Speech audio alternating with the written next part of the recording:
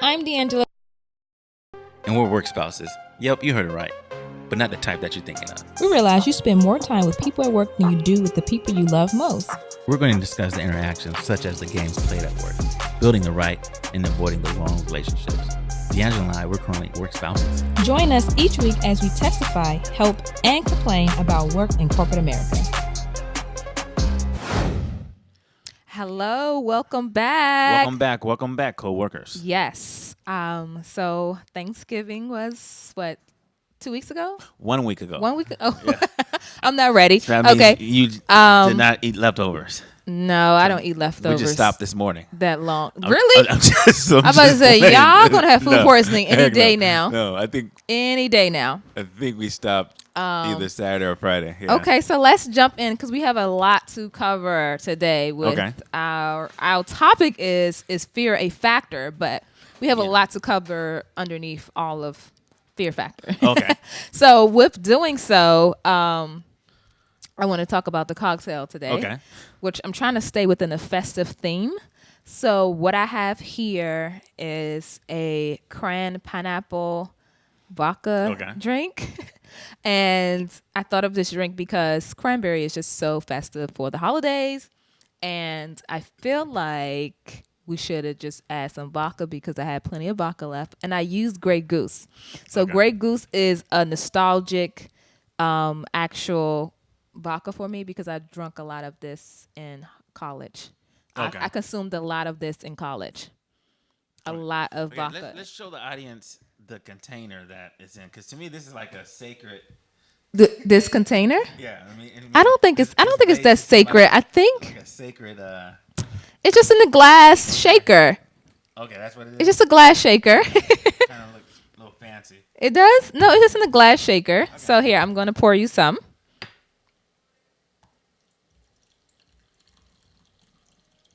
And our cups are garnished with rosemary and lemon wedge. So, would you like some more, David? And these glasses that I'm using are from my Friendsgiving that I had right before Thanksgiving. Okay. So I figure why not use these because they're so cute and festive. And this is what I use for the party. So. All right, let's see what it tastes like. First, we have to cheers. Slow your roll. Cheers. It's plastic, so we're not going to hear the clinking sound. Cheers.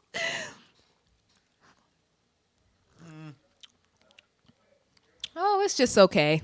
I mean, it's cranberry pineapple. I use cranberry pineapple like ocean spray? I mean, it's not bad. But it's not. Yeah, it's not bad. But it's not like. Don't have that punch. The one that you like. I like it strong. You know, I like my cocktails stiff. So, So, moving on. This is like something like they will like spike the punch like at this prom. And you don't know that it's This is, but it's a festive. Like it's one of those festive drinks because of the cranberry and the pineapple. I feel like with just enough juice quality. So, yes. But moving on, I wanted to begin by talking about this article that popped up on my notifications on my phone the other day. Okay. And the title was, an Australian woman lied on her resume to land $185K year job. Now she's going to jail. So just some details. Let me go into some of the details of this article. Not all, but just a few. Veronica Hilda Theroth, 46, convicted of deception, dishonesty, abuse of public office relating to her 2017 application for Chief Information Officer role, the CIO role. Right. That's a pretty significant and serious role for agency. And for an annual salary of 270,000 Australian dollars, which equals out to 185K in US dollars. So basically the role, she was only in the position for a month. She earned about 22K for the salary range that she was in a month. So before being fired. So she only really earned a month worth of salary before they caught on to her dishonest resume. How did they catch on? Well, they did, I guess, the background check of Okay. Summer because she did lie about the references. Okay. So when she submitted a fraudulent resume to the department of false information relating to the education, prior employment history, after she's granted an interview, and she posed as a previous employer before for the reference check. You know how like when they call you references and stuff like and that. she was the reference. Yeah, she was. She just put a different voice on. Yes, she was this a is reference. Brandon. Yeah. Okay. So, and somewhere in the article, I also read that she hired her brother, like in like I don't know if it was another division or something. Gotcha. It was a lot of things. I'm gonna post. I'm going she's to add this CIO, link. She has some Yes. hiring authority. Okay. I'm going to add this link to when we upload this episode because I thought this was a very interesting article because I'm just like, and then the jail time. So I didn't figure the jail time. So what happened was the judge found her guilty of all charges and received 25 month sentence with a non-parole period for the year. Yeah, and I'm like, for lying on your resume? Like, I don't know. I think that's a pretty tough job. I mean, I don't think the crime fits the punishment. So the question was like, well, the punishment fits the crime rather. Australian government job. What kind of job? Oh, you telling me what's the tier? Like government versus private sector versus commercial sector or something like that? Yeah. What kind of job did she have that? Where I'm not sure. Really, it could be more severe than just being the CIO. I can't recall actually because I only like skimmed through it. But so I think depending what type of job she had with the company, she deserved that punishment.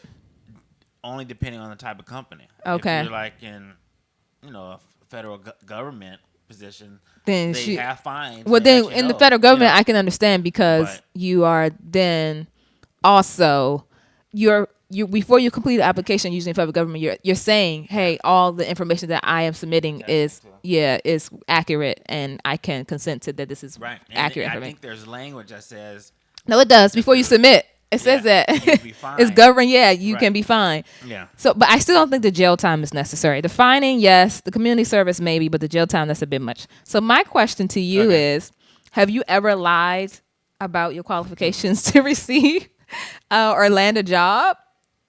I landed an internship before, and internship you have to have it's so more many years with. How many units you're taking, and I think I lied about college. Classes. Like I had like a job internship, and I was taking more units than what I actually was. Because in order to do this job, you're supposed to have a certain amount of units, and I kind of you forged that. How did you lie about it? Like, how did you go about that? Hey, I don't want them coming after me now. It's too late. It's too late now. Yeah, but like, how did you have someone? Because I wonder, like, I have experienced such with. But more so with references. Yeah, with the registration, I kind of like duplicated a document. Oh, okay. Yeah. So you did all the dirty work. You didn't have accomplice. Oh no. Okay. I could be clever like that. There's a right. No, we don't have to know your strategic way side of me, of crime. Yeah. You don't have to tell us your strategic ways. Okay. But okay, so you have. Yeah. And for me, at least they caught it because there's more. There were more cases where it's too late and you find out they can't perform the duties. But it's about vetting. For me, I don't blame people. Going to try, and because they try, they're just trying to make a better, more money for themselves. Yeah. But I think we were talking about it maybe a couple of weeks ago. Mm-hmm. It's like the lady who got busted and she was doing sign language at this big, national TV event. I remember that. And she actually didn't know sign language. Yeah. And she's up there doing stuff.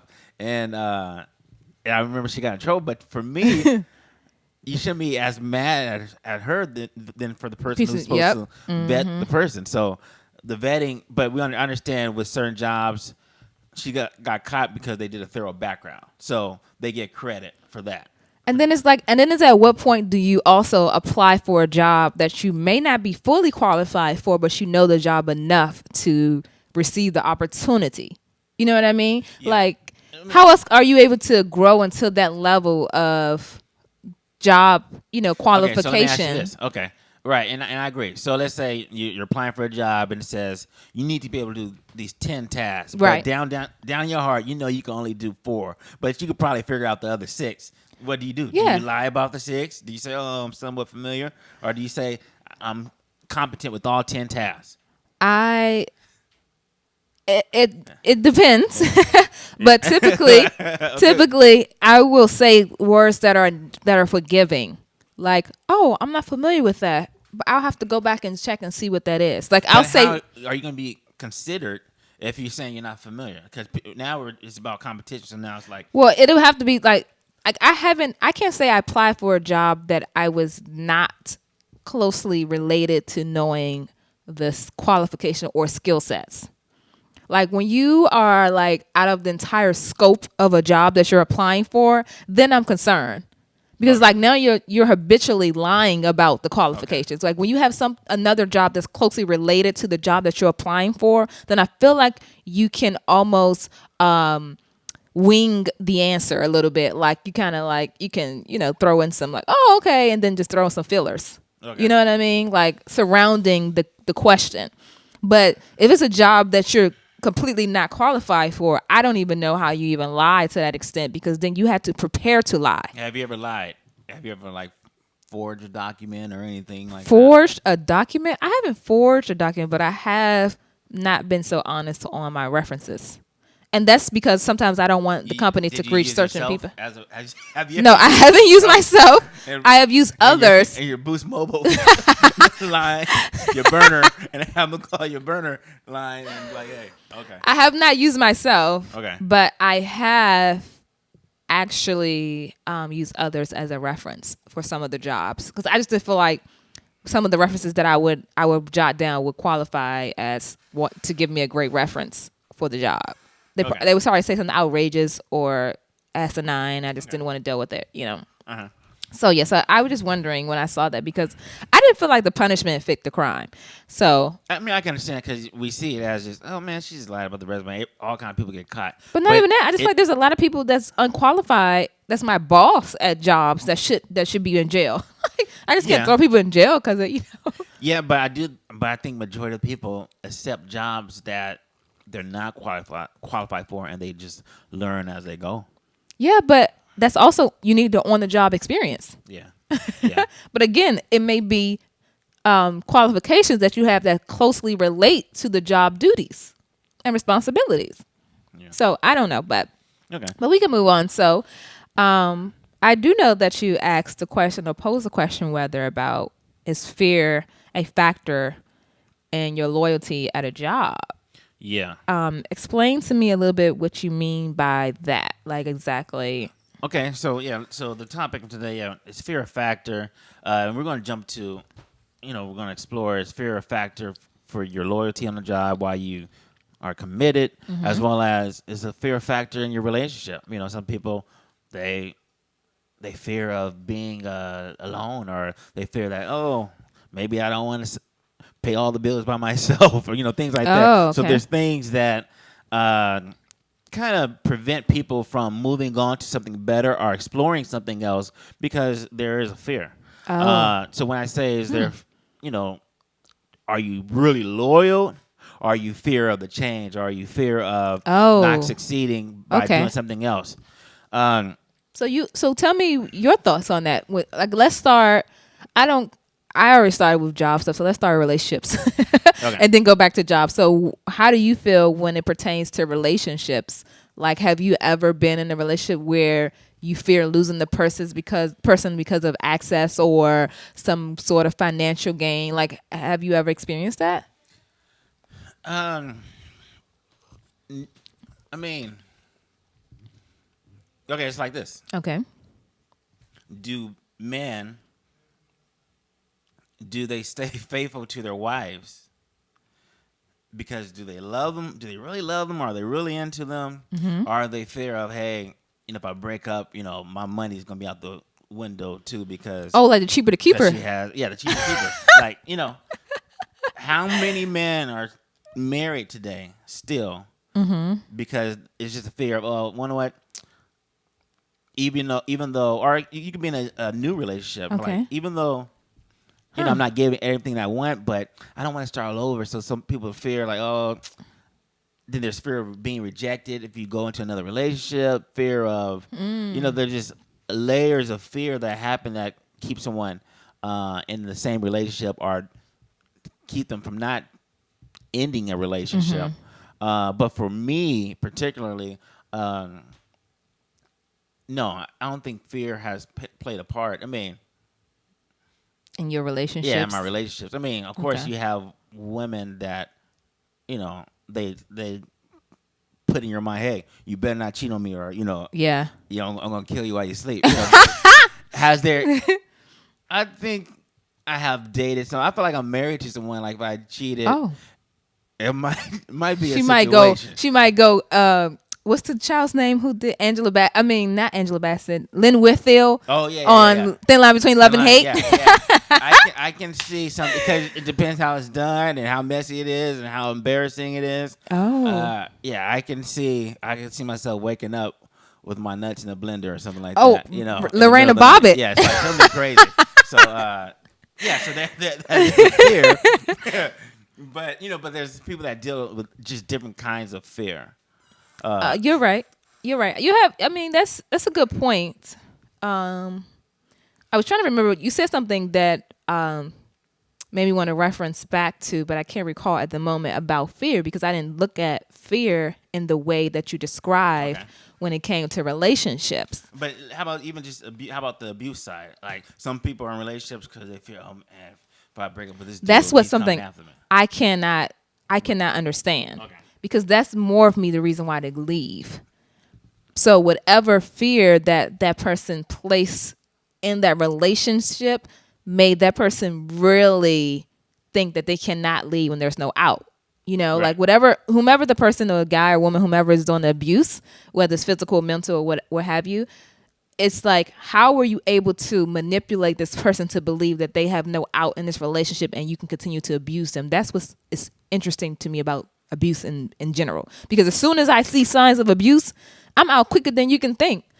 Right. I'm more so the one that's like, dang, you didn't even give it time. Like more so than like, oh girl, he abused you. I'm the person that I'm like, you left well before you could see. Yep, I did because I already saw the signs. I didn't need to go any Right. further. So I'm more so like, even if I see signs that are unhealthy and which cannot be fixed, or I have the patience or the capacity to withstand, I'm removing myself because I feel like that's causing more abusive relationship and conflict in the relationship to move forward in a very positive direction. Okay. Because we're going to keep going back and forth, like stuff like that, like arguing, being very. You may not argue. People don't argue. I've learned that people do not argue nice, and sometimes they don't attack the problem, they attack the person. Yeah. So sometimes in an argument you don't truly understand how someone feel about you until you get into an argument and they start attacking you personally. Okay. So Okay. So let's go because I want to kind of not really shift, but I kind of want to go in a certain order. Okay. For Okay. a second. So were we able to get that article that we sent earlier, or if not, if we can't pull it up, it was about 6 personal fears holding you back from your dream dream career. Okay, so moving to the work side of fear. Yeah. Okay. But I'm going to bounce back Okay. too because I think when I read this article, I felt that okay, there's a lot of stuff why you are in a relationship with your employer. I'm gonna share some of my drink with you of because course. you're drinking it very fast, and I'm Oh, concerned. it's like Kool-Aid. That's what you think. All right. Or then all of a sudden I'm gonna be laid out on this table. Right. So so this is a study that was done. It was a survey that was done last year by the Mental Health American and the FOSS Foundation. Okay. So we're going to look over 6 points, and we're going to go back to and kind of attach this to in the relationship and Okay. So we're going to world. compare Yeah, we're work gonna do some versus comparison. relationship. Okay. So it's fear of uncertainty, and I kind of dived into it. So it says it's common for people to stay in a job that they don't enjoy because of uncertainty or fear of the unknown. Okay. Right. So people Unknown. stay with the job, whether for 8 years, maybe 10 years. Why did you work that job for 20 years? Our parents, our things, or maybe our grandparents, our uncles, something like that. Why did you stay with that same employer, for 30 years? It's a long time. It's a fear of uncertainty. Like, what is on the other side of the door if I decide to walk away? And, what is there? I don't know if my skill set will translate over to a different industry. I don't know if I can keep up with the new type of job. Right.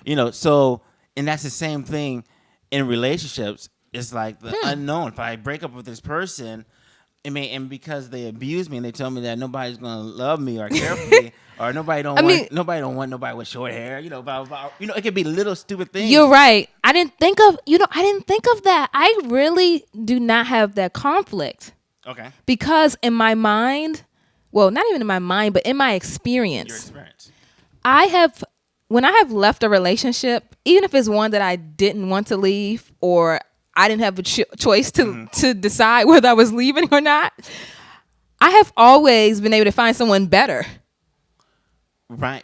So I look at all opportunities the same way. Correct. That I'm no longer a part of, or the fear factor of actually leaping and jumping out there to see what's on the other side, like you expressed. Right.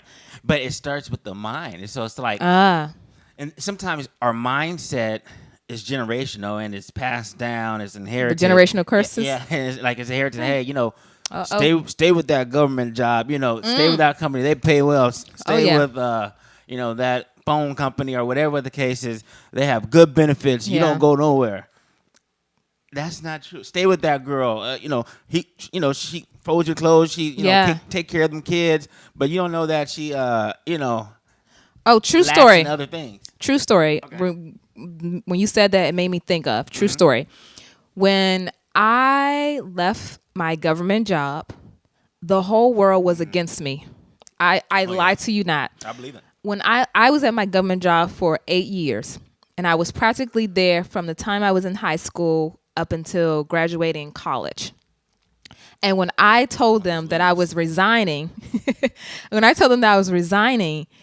the person in HR almost deterred me because she made me come to her office. Right. Are you sure? And she was like, "Are you sure? I have a family member who's a contractor and they are unemployed right now and they don't have a job and you never know what's going to happen." And then you have to understand, I was a person just graduating college. So that was a lot to hear being on my own, and having this job security. But what happened was, and what made me really leap was that I evaluated my pay.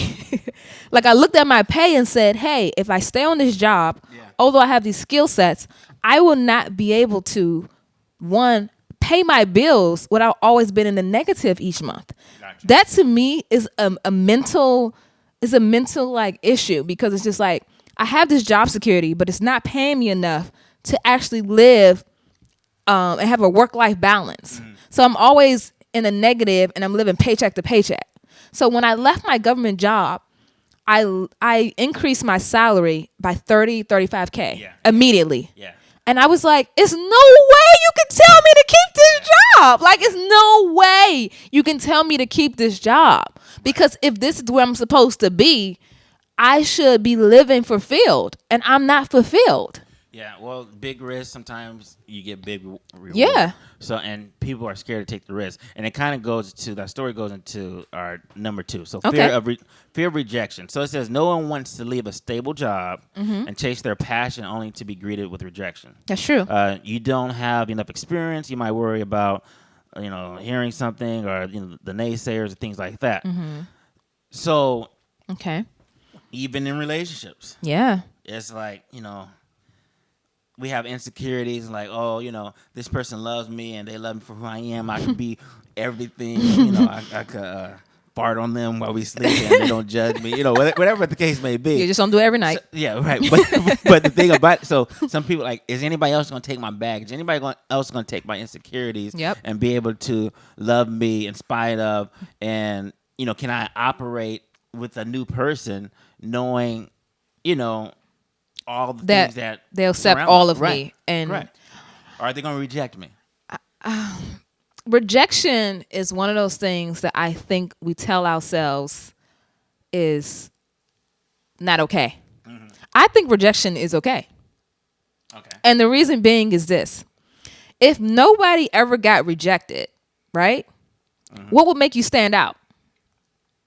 What would make you stand out? I got you. Like, and then what would be the need to actually really find someone that you have a chemistry with or a bond with that understands you, or that you're so opposite of each other that you actually get to know those differences in each other to actually appreciate that person.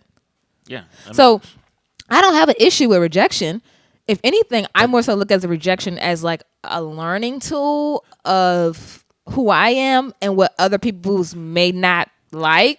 Okay, but the thing about it, people take rejection too personal. Oh yeah. Okay, so even a relationship, how many times have you rejected somebody and they asked for your number and they said no and they called you a B, or they said, oh, you stuck up or whatever, or just because you got that nice jacket on and you walking with them brown heels doesn't mean that you can't tell me, you can't give me your number. Right. You know? Yeah. You know, so people take rejection too hard. Like, Yeah, I agree. I do think they take it. I do think that they take it too harshly. yeah. Mainly guys. Yeah. Oh, I believe it. Yeah, women. I mean, I'm not saying that there aren't women who don't take rejection lighthearted or off the chin. You know, more so. But I do think guys take it because as soon as you reject them, and I don't know if it's how they're raised and they told that every woman should want you.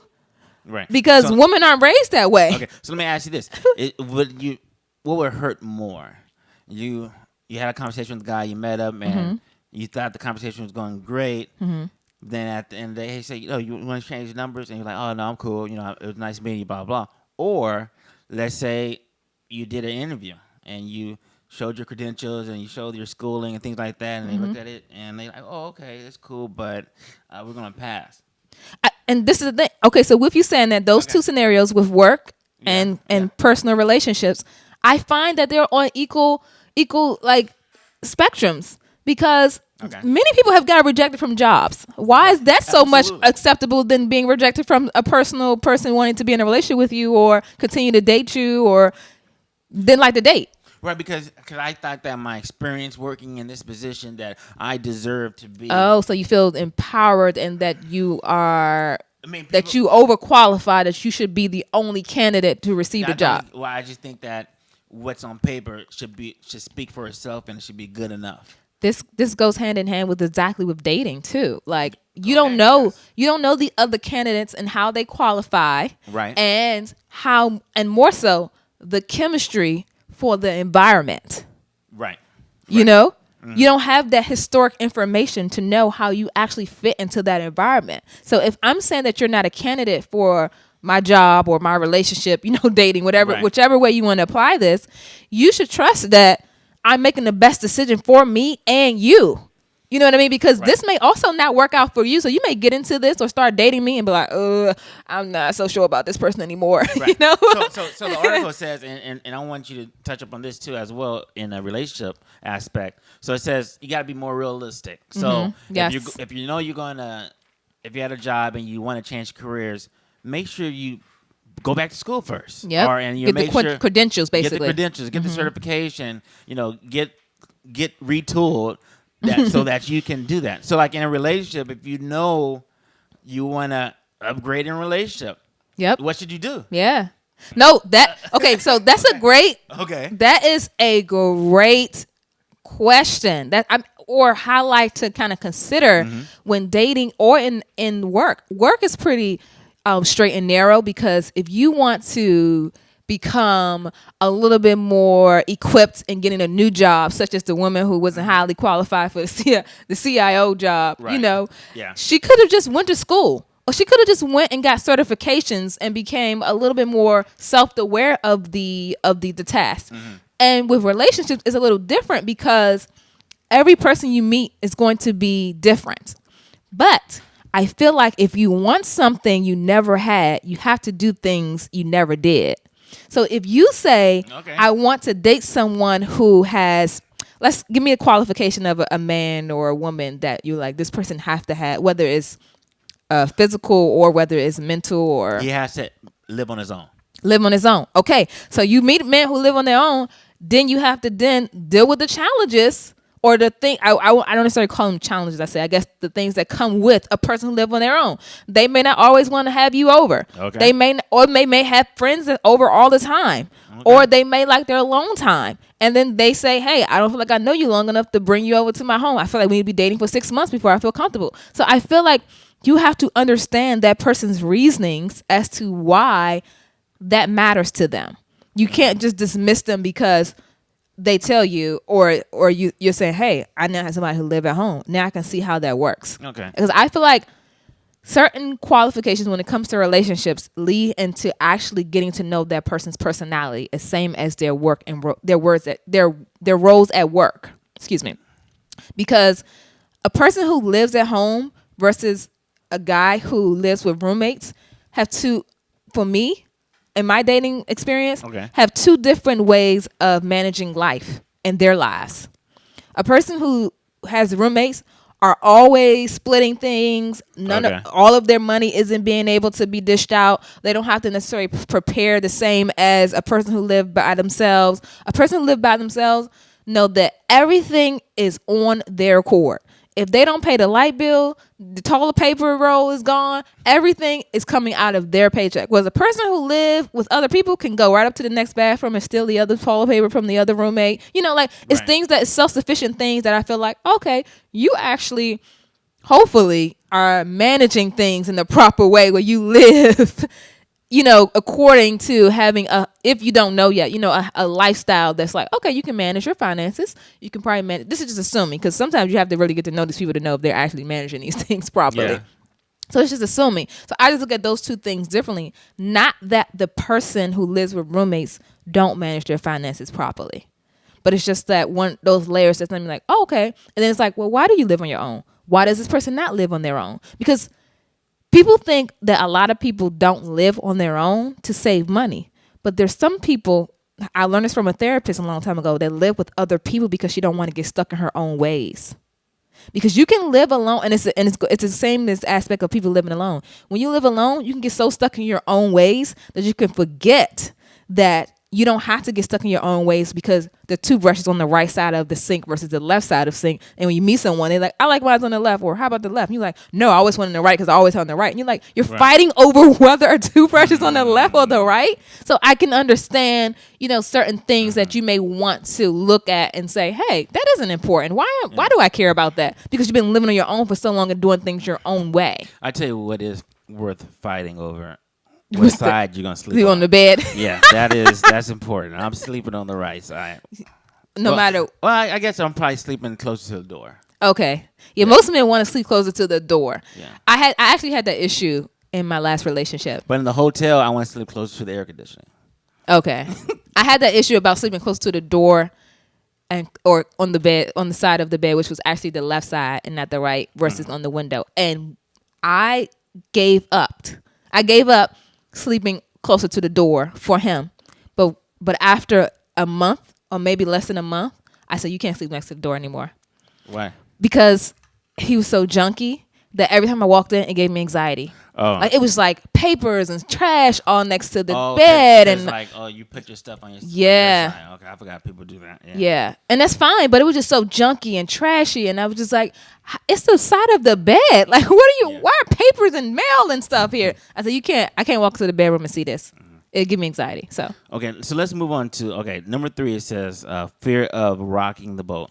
So perhaps your dream career is with a company that you're already at, but you can't seem to get in the position that you desire. So you fear of rocking the boat may be what's holding you back, an experience that is especially prevalent among women. So it says, then we talked about women. So it says, I feel most women are taught and are encouraged to just go with the flow. If there is a process or a protocol at work that they disagree with, or they have an alternative solution, women are encouraged and often not confident enough to offer solutions or suggestions to the things. Instead, they are just say, hey, go with the flow.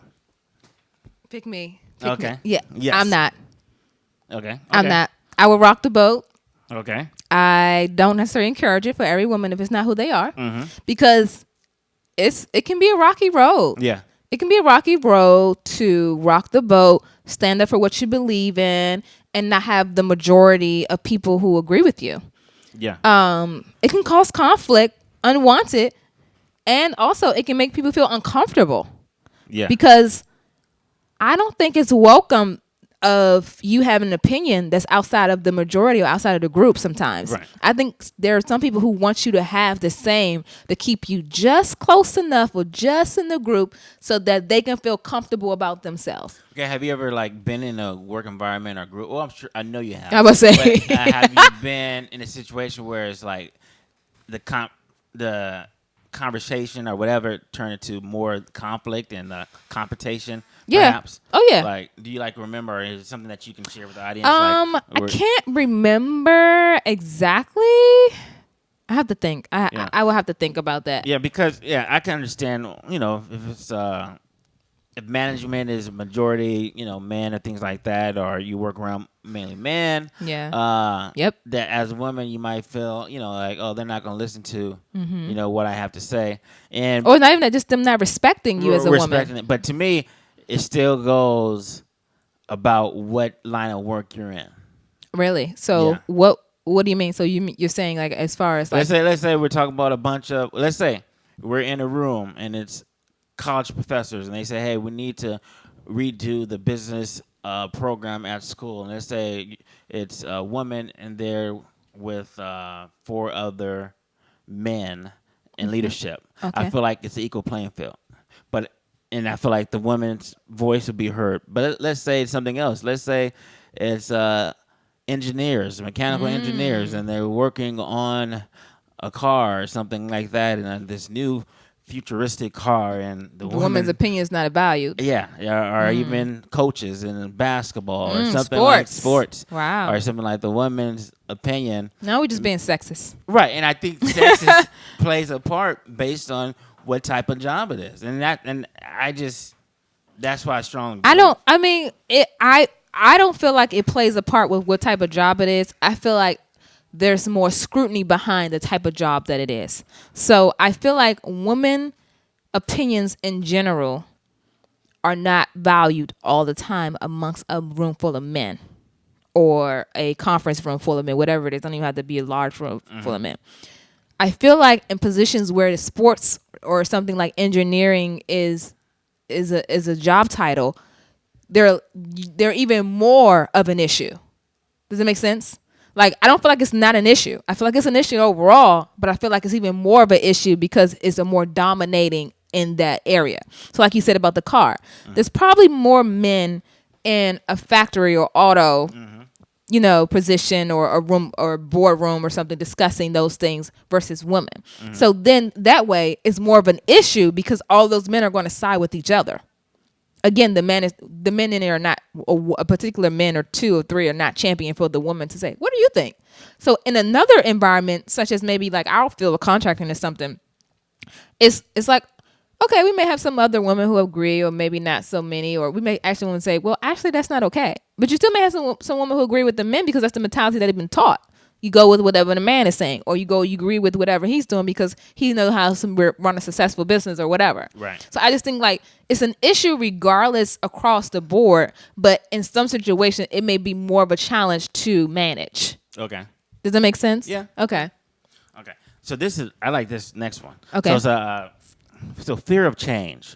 So even in work, so it could be a simple change as, I go here. I'm used to taking this commute. I'm used to this routine. I'm used to this work schedule. I'm used to all these different things. Be able to wear what I want to wear. The lunchtime and not the benefits, but whatever, what it may be. And people don't want to make that change. So it's like, no, I don't want to do that. I want to try this new career because this is what I'm used to. Yes. So even in a relationship, I was going to say that. Okay, so tell me say about, that. like in a relationship. I was going to respond to you once you were finished, discussing, all these information regarding change. Right. Was that like dating, like being single has actually allowed me to look at people when I'm dating as in how willing or they're able to adapt and change in certain circumstances. Because it's giving me an idea of like things are always going to be changing in a relationship. Like always. You know how like when people say, this is the person I'm marrying forever. No, you're marrying a forever changing person.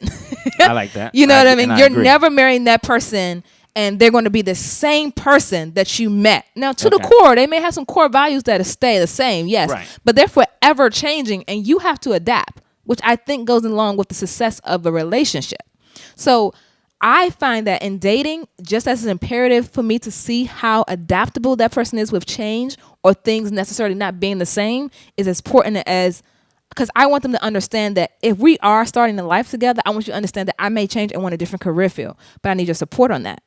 Or I may say, hey, I think this is the best opportunity for us to do this for this period of time, and then we're going to change. Because a lot of times in relationships, I find that usually if you meet a guy and if he's like a very alpha male guy and he's used to, or he raised on taking care of family and things like that, he always wants you in that position, like as a wife to support the family. But Right. sometimes when the family is taken care of, he don't want you to then focus on you or your career or be able to grow. So when you decide to make those changes, he's not on board because he find that this wasn't a part of the plan. Right. Well, the plan has changed. Right. And you need to understand that things are changing. So I find that I have those conversations now, and a lot of people that I find who have been married for a very long time haven't had those conversations, and that spouse, whether it's the man or the woman, are still looking for them to play the same role that they did in the Right. beginning of their relationship. Okay, And I that's don't think good, that's yeah. fair. Right. So then there's some change. So there could be a spouse or a partner that holds someone back from change because you know what? You're changing, and by you change is going to require me to change. Yep. So it's like I don't want you to change. Yes. But then, yeah, I'm gonna come back to that. Okay. But then there's another part of change where I hear like just single people, somebody single, they got out of a long relationship. I'm not trying to get back into another relationship. Why? I don't feel like meeting nobody else's family. Oh, Yeah, I don't feel like going through the beginning, the courting phase, and the talking on the phone and the things like that. So Yeah. I'm just gonna stay single. I'm just gonna do what I need to do on the side to get by. But to me, that there's still, I don't know if it's fear or is it a combination of fear and laziness. I was gonna say fear or just being content with Right. not wanting to actually put yourself out there. Right. I think Okay. it depends on the individual, because I'm a person that I may take breaks with dating people, or Yeah. if I've been in a relationship, like I was in a relationship earlier this year. Now I'm just back on the dating scene. But I'm a type of person like, you ain't gonna stop me from dating. You're not gonna stop me from Right. moving forward, because I'm a person that I'm gonna do it till I get it right, or do it till I find what fits for me. Like situations like that. But are you like tired of the introductory phase? I am. And things like that. I mean, I'm sure. But it's also everybody gets tired. exciting. Like it has its ebbs and right. flows. Like it's like also like, oh, this is a new person, yay! And then it's like, all right, that's not that exciting anymore. And that's- Move on. And that's what the article is saying. The article is saying embrace the change. So Yes. it's like, okay, embrace the new commute. Now, Mm-hmm. like I was driving to DC, now I'm taking the metro and things like that. Yeah. So I have embraced the different change and have to deal with the people. But now actually it's fine. I walk on the left side of the You know the rules escalator of the and road. things like that. Yeah. So embracing change. So even embracing change is meeting new people. Because even if that Yeah. relationship doesn't go that far, if they're a good person, it's nice to have a good person. And It's the good. change is Yeah. worth it. You find that it's worth it too. Yeah. The same with going back to work. Yeah. So I went on an interview the other day, and the person was very keen on not wanting people to get to the office so early. And I'm an early bird. And I'm like, oh my gosh. So then I was in there and I said to her, I typically like to get into the office early. However, it's not conducive to me leaving on time all the time. It just allowed me to prepare. So I said, usually at the end of the day, although I'm here early, I like to prepare either on the tail end Right. or on the beginning for my Right. next day. So when I explained that to her, she said, I can understand you because I'm the same way. Right. So we found that we actually had similarities, although in her mind and in mine too, me getting to work early was like not getting to work early. And for her was like, well, I don't really get here. I don't really like getting early. But we also have the same styles of our work and conducive to like, I told her, I said, I don't like to leave work in a position where I come in the next day and it's just all over the place. I actually like to prepare for my day, the last 30 minutes of my day at work for the next day. Okay. Have you? Because this happened to me. So have you ever dated someone? Because we have people that are night owl, Yes. and we have people that are morning person. And have you ever, even getting adjusted to that shift. Yep. Because it's a different Yeah, it is. game. It's a different game. When I met my wife, she was a night out. She wants to stay up late and wake up late. Yeah. Now, of dating and marriage of, total of probably 7 years or so. Now when I go to sleep, well, lately she's Transition. been staying up. But sometimes she'll just be in the other room and she'll just, come back to the room when she's ready to go to sleep. But I think that was a transition for her. Hey, yeah, I'm going to sleep early because Yeah. I'm waking up early. So has that ever been like a conflict for you? Oh yeah. Yeah. I even when I'm dating someone, I'm like, all these things that you're mentioning is so interesting because you're married and I'm single, but they have close reference Oh, yeah. because I have looked at those when even having conversations with people or recognizing patterns when to communicate with them. Okay. So when dating, I have dated guys and they have been like night owls. So by the time I'm up the next day, they're still asleep until 12, 1 o'clock, that evening, if it's on the weekend, or something, they're not working. So I'm like, hey, my day has started 4 hours ago, Right. and you're just getting up. So I had to like maneuver around and say, okay, if I'm going to hang out with this person, then I probably should take a midday nap or hope that my day is not too busy where I'm tired to hang out with them later because they're night owls. So it's like I had to almost adjust and adapt to the way that they were, hoping that they would do the same for me for some, mornings or Right. time too, because it is an adjustment for you to date someone or as you said, be married to someone who's a night owl versus you're a morning person. Yeah. But the good thing about it, even in a relationship and work, you could always prepare yourself for change. Yes, you have to. I feel like it's an inevitable, and more so in a relationship. And one thing that I'm learning when now that I'm dating again is that see how compatible you are with these people, and also how compatible they are with you, and how well they deal with change and adaptability. Because you cannot expect me to be like, and for me, I don't need you to be me. Like, I don't want a person who's me. You know how people want, like, I want this person to do the same thing that I do. I want the person to enjoy. I don't want that. Right. I don't want the person to enjoy the same activities that I enjoy. I don't necessarily want the person to have the same type of friends I have. I don't want the people to necessarily have the same career I have. I want us to be able to come together and understand each other's differences and press forward as one. Right. So what about, okay, because sometimes it's a new age, but there still are men that are looking for a traditional woman. Yeah. And have you ever been in a relationship where the guy kind of try to shift you back to maybe the person that he previously dated, or make you into something that you're Yeah. not? Oh yeah. I have even called them out on it, and, Okay. and the conversation has blew up. Yeah. Okay. I've said, I was like, it appears. Okay. No, not going back to their relationship. I said it appears that you are used to things Right. taking place this way, Right. and I am doing things outside of that accord, and it's causing conflict. Like, I'll say Right. it in that Okay. way to kind of get them to understand that you're used to this relationship happening this way and it worked for you, Right. and you're not really adjusting to who I am in this relationship, because a lot of people date other people hoping to fit them inside of their puzzle. That's a They good don't point. necessarily Right. date other people and say, okay, this person is different, how can I adjust? Most people don't do that. They usually look to see how you fit into their puzzle. Yeah. Yeah. That's good. Okay. So I know I want to get through these two more. Okay, I know we're yes, go running ahead. short. So this is another good one. So fear of not being enough. We kind of talked about it, and sometimes that goes into the resume and things like that. So it's like, or a project. Ask something like Veronica that. in Australia how that works. Right, or something like that, or you see that there's a project or a job posted, and people don't go for that job, go for that new opportunity. Like, oh, maybe I can't do it.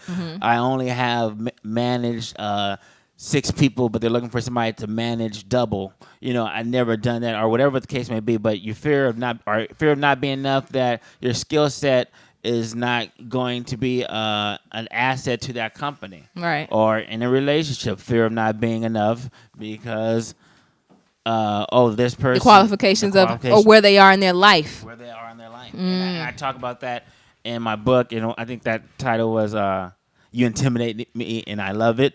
The chapter. The chapter. Chapter in the book? Right, Yes. the chapter. Oh, which book? Oh, which book? Of 6 Women, 6 Flavors Okay. on Amazon.com. Okay, but the thing about it, I think this is a normal thing. It's like you meet a woman or you meet a man, and sometimes you assess them and you kind of size them up, and I Yep. think it could be a natural reaction. Like, hey man, this person got all the ducks in a row.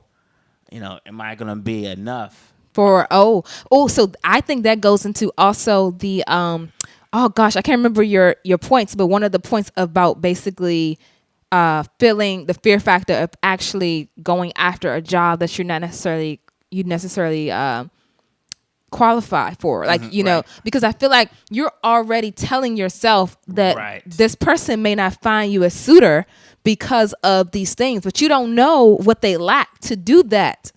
You're kind of you're like, it's presumptuous of you to assume that you're not the proper suitor for this person when you don't know what they actually need. And that's what to me goes into providing and learning people and dating and courting and Right. or same with a job. You have to have that 60 days to see if this actually sometimes longer, if this is the actual job for you, that you're like, oh, I actually like this job. Right. And this ties in with kind of what their point is, and it says like you should consider, and it starts the mind once again. Consider how your experience can help that company go to the next step. Even if I'm getting with you, I'm single, you're single, and I look at you, man, you got all your stuff together. I need to consider, instead of saying, man, there's nothing I could do for this girl.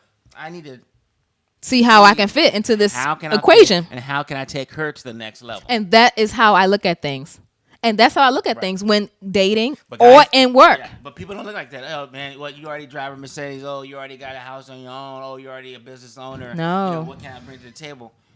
I feel like You can those always teachable bring moments. something to Yeah, the table. I feel like those are teachable moments. And I'm just talking about the D, but you can always bring something to the Yes, table. it's not always about the physical. Right. You're right. No, I agree. I look at like, but that's to me because I like the challenges. But again, like what you said, it goes back to the mindset. Yeah. It goes back to actually wanting that and not fitting into your comfort zones, basically what you're describing. I like those challenges that I can grow within myself, because I'm not going to ever grow within myself if I'm not challenged. So if I don't meet a person who has more than me, or if I don't meet a person who's on a different level and pay Right. of me, if I don't meet a person who's different in their That's a good career, point. I won't be able to obtain that level because I don't even know what it's like. You're right.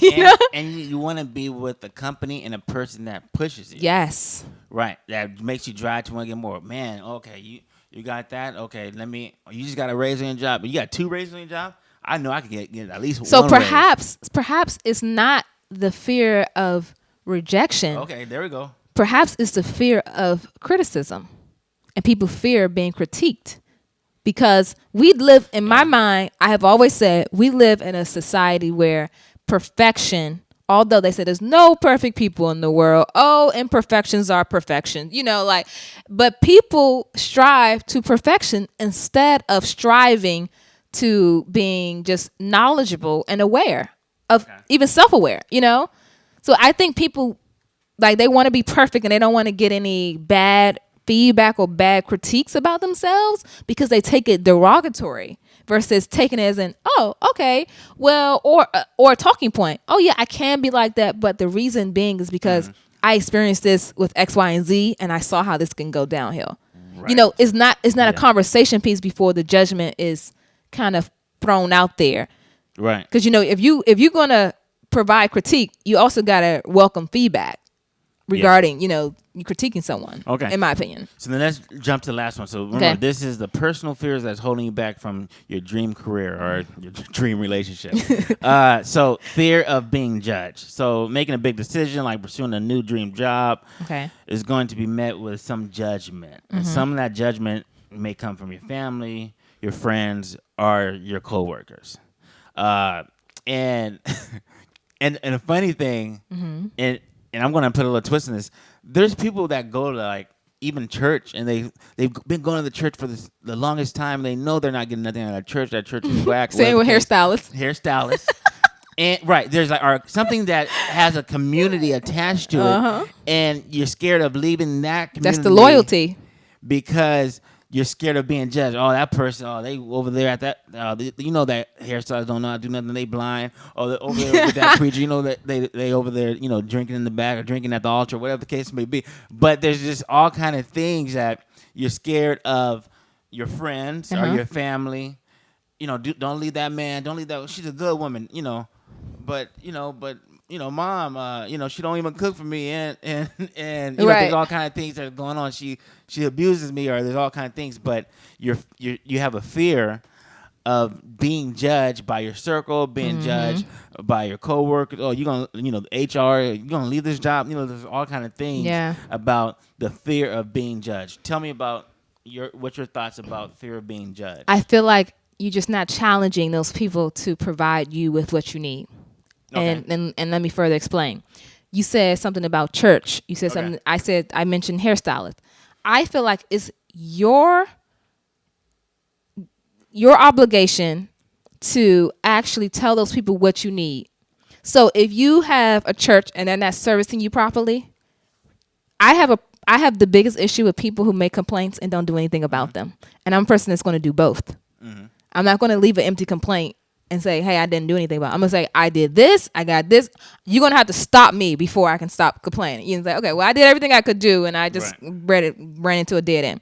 So if your community, if your church have an issue, say, hey, guys, I really love being here, but I feel like we need to do more programs that cater to my grouping. Right. And the same with your hairstylist. Hey, girl, I really love how you do my hair and you make it grow, but I'm not here for the styles. Can you change this up? Here's some pictures. Right. So I feel like you have to go with that information, because then you're leaving it in that other person's hand to satisfy you, and you never gave them any reasons or way of how to do so. The same in relationships, the same in your community. You are allowing others to make decisions for you that don't work, and then get upset with them for not knowing what doesn't work for you. It's not fair. Right. And you have to acknowledge the manipulation on the other side too. Because even yes, that's let's true. Talk about barbers. Man, we have relationship with our barbers. Okay. And it's like we're gonna wrap it up with this last one. This is interesting. Yeah, with our barbers, and I saw like a YouTube. There's like a little funny little video about cheating on your barber and things like that, and just what can happen.